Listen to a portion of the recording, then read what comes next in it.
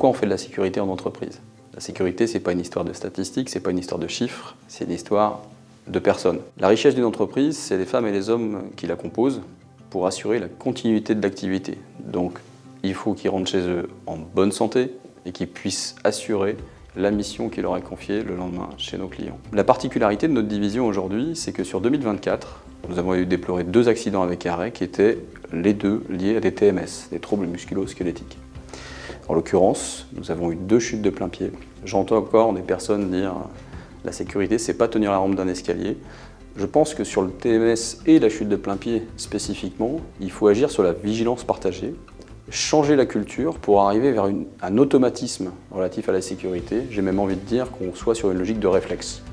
Here on the Mobile, Alabama final assembly line site, our people, but also our subcontractors, are facing major safety risks such as work at height first, for which we have put in place stringent safety harness use obligations, but also coactivity with third parties operating at the same time on the same station. But they are also facing severe musculoskeletal disorders, so-called MSD, such as low back pain caused by repetitive or brutal manual handling tasks. So what can we do to prevent these working accidents?